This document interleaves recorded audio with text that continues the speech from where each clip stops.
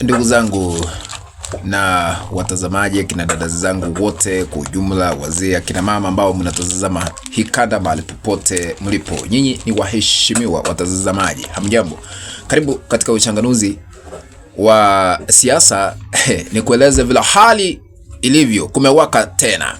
Habari ambazo zimetufikia katika meza yetu ya habari ni wazi kwamba Rais wa taifa la Uganda Yoweri Kaguta Museveni na mtoto wake ambaye ni Jenerali Muhoozi wameendewa ghafla na Umoja wa Mataifa Ikulu. Taharuki ya tanda Uganda. Ni kivipi viongozi hawa wameendewa na ni kipi ambacho kitafanyika? Je, nikiuliza swali kabla nizame kwa undani, unaunga mkono Museveni na Muhoozi kuchunguzwa kuhusiana na mauaji yaliyoshuhudiwa na utekaji nyara nchini Uganda? Unaunga mkono? Niandikie katika sehemu ya maoni, yes or no. Kuna chapisho hapa naomba kulisoma kwa sababu linaenda kuunda msingi haswa kwa yale ambayo tunaenda kuchanganua haswa kwa kanda hii. Karibu sana na tukabidhi a like, na ikiwa hauja subscribe na kupembeleza usubscribe. Tusome chapisho hili vile linasema. Wameanza kwa kusema ya kwamba EU, yani Umoja wa Mataifa, sasa yataka uchunguzi huru kufanyika Uganda. Kumewaka sasa. Tusome. Bunge la Umoja wa Ulaya limetaka uchunguzi huru wa haraka kufanyika dhidi ya kile limetaja kuwa uhalifu wa binadamu unaotekelezwa na idara ya usalama na viongozi wa kisiasa nchini Uganda. Sasa bunge hili la Umoja wa Ulaya linataka Museveni na Muhoozi kuchukuliwa hatua kwa kuchunguzwa kuhusiana na yale ambayo yanaendelea kwa kukiuka haki za binadamu nchini Uganda. Chapisho hili linaendelea kwa kusema ya kwamba katika kikao cha bunge hilo limetilia wasiwasi ushindi wa Rais Yoweri Kaguta Museveni na kusema uchaguzi wa mwezi uliopita uligubikwa na ukiukaji wa haki za binadamu, vitisho, wizi wa kura, vurugu na kufungwa kwa mitandao. Wakati uchaguzi ulipofanyika nchini Uganda tarehe 15 mwezi jana wa kwanza mwaka huu wa 2026, mitandao ilizimwa na serikali ya Yoweri Kaguta Museveni.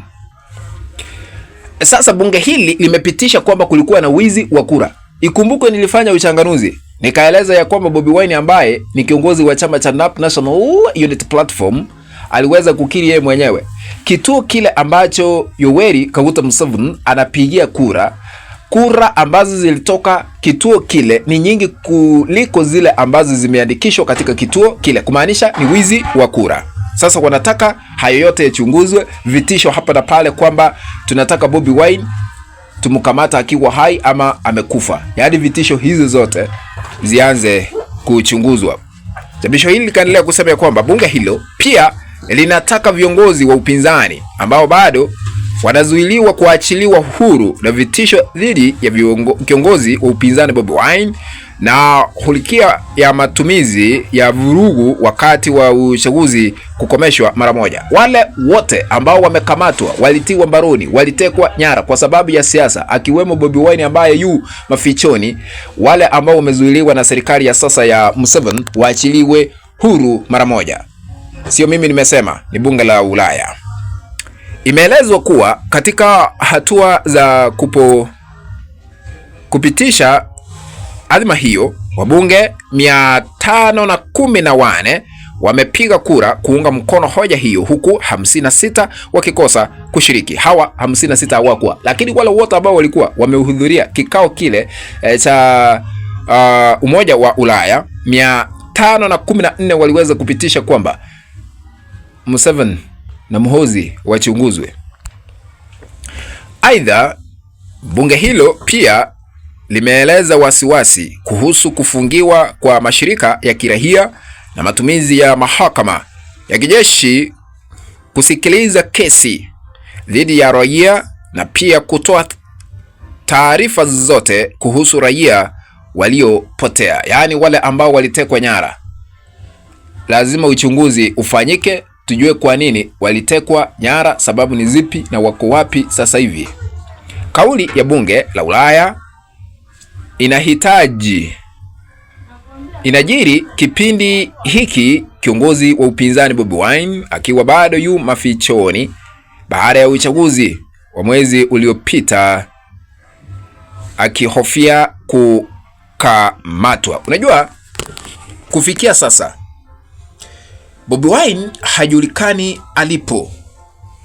Baada ya uchaguzi kukamilika, baada ya Museveni kutangazwa kuwa mshindi na tume ya uchaguzi Electoral Commission in Uganda, kwa kusema Museveni aliweza kupata kura zaidi ya milioni 7 na kumtangaza mshindi Bobi Wine akiwa nambari ya pili kwa kura milioni 2.6, aliweza kukimbilia mafichoni, hajulikani alipo kiongozi wa NAP wa mrengo wa upinzani Bobi Wine.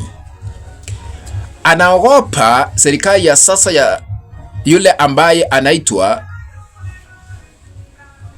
Museveni, kwa sababu hivyo ndivyo serikali hiyo iliweza kumkamata Kizza Besigye kutoka Nairobi, Kenya mwaka wa 2024 hadi kufikia sasa yuko gerezani na anaendelea kupitia mateso, vile inasemekana ya kwamba na hali yake ya kiafya imedhoofika.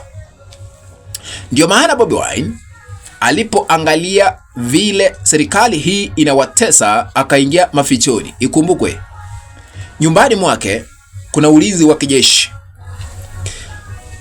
na watu wa nyumba yake walipitia magumu. Hata mke wake Bobi Wine aliweza kuteswa, na tuliweza kufanya uchanganuzi, tukaweka picha zile ambazo ziliweza kusambazwa katika mitandao ya kijamii kupitia Muhoozi kwamba haya ndio tuliweza kuyafanya, sisi hatuchezi. Sasa inadaiwa kuna uongozi wa kiimla ambao unaendelea, yani kiudikteta ambao unaendelea nchini Uganda. Sasa bunge hili limeweza kupendekeza uchunguzi ukaweze kufanywa. Tutasubiri, lakini kuna mashirika mbalimbali yanastahili kufanya uchunguzi, ama tume mbalimbali, na zile ambazo zinaundwa kupitia bunge hili na hata mahakama ya ICC iweze kujua kwa nini watu wanapitia mateso, kwa nini wanatekwa nyara, kwa nini wengine waliuliwa kwa sababu ya siasa, kwa nini vurugu ziliweza kushuhudiwa na Bobi Wine yu mafichoni kwa sababu hali ya hatari iliweza kutangazwa dhidi yake. What do you think? Unaunga mkono uchunguzi wa kina kufanywa Uganda au la?